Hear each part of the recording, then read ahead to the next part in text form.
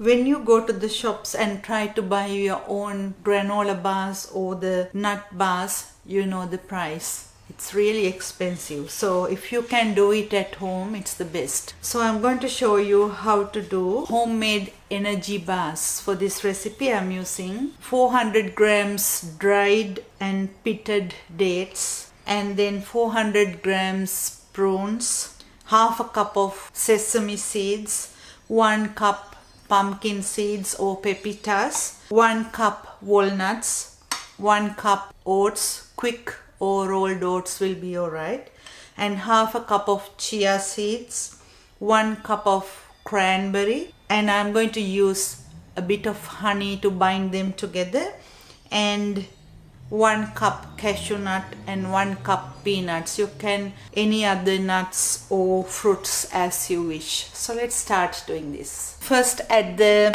peanuts and the cashew nuts into a tray and put it in the oven and bake about 5 to 10 minutes until lightly roasted. And I'm going to add the pepitas or the pumpkin seeds and walnut in about 3 minutes to the same tray. Then you can add the sesame seeds later on. If you like, you can add desiccated coconut in this too.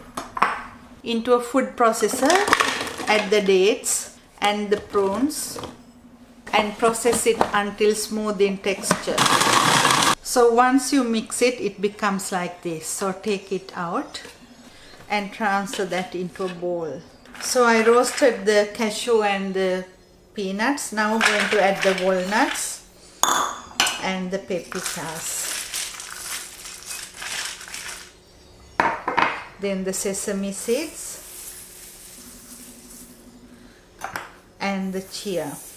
So going to roast this another 5 minutes. While roasting the nuts and the seeds, I'm going to add the dates into the mixing bowl. You can hand mix this without any problem. This is a larger quantity, so you need a lot of energy to do that. Now into that I'm going to add about 2 tablespoons honey to start with.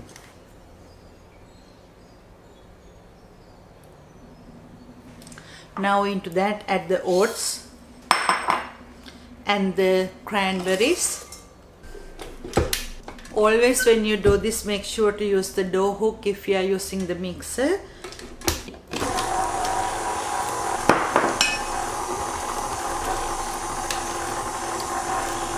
So the nuts are ready, and now let's put the nuts into the mixer. You can start mixing on a low speed while adding it.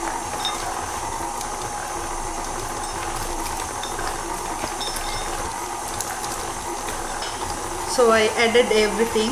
I am going to increase the speed now.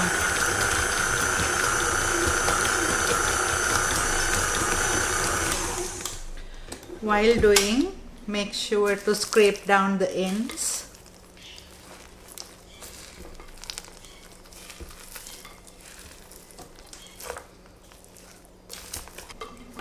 So that way everything gets mixed up nicely. When you are doing this, actually adding oats and honey, always you can adjust it until it comes to a certain thickness. If you feel like this is dry, you can always add more honey. It depends on the dates you are using too. Some are very dry and some are a bit moist. Let's mix again. I think I might need to add a bit more oats to fix this.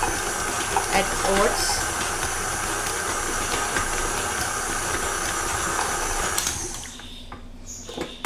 And when you do this, make sure that everything comes up together. Now I am going to hand mix this.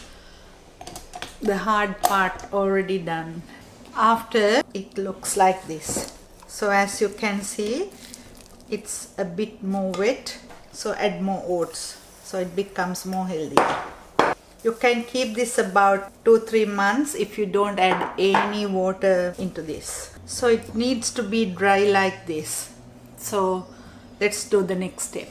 I'm going to use this slice pan and put a baking paper that you need to have 2 hanging ends. After, put the mixture into the slice pan.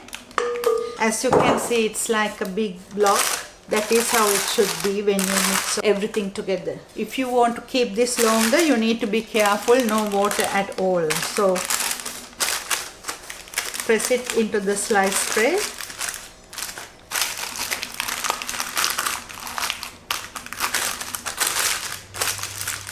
Here I'm using oats as a binder, so it absorbs all the extra moisture to it, and then easy to cut.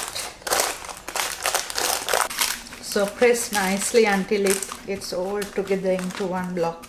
The other way is you can put a baking paper on top and press hard as you can, like this.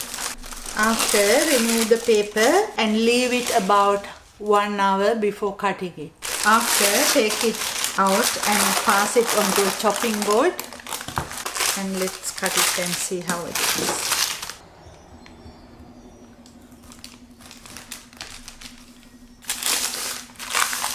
You can cut them in half and wrap them and leave it in fridge or outside for a longer time. So you can put them in kids' lunch boxes or even yours, or to have with a nice cup of tea or coffee, or to fill you up when you are hungry. Hope you will enjoy. See you next time.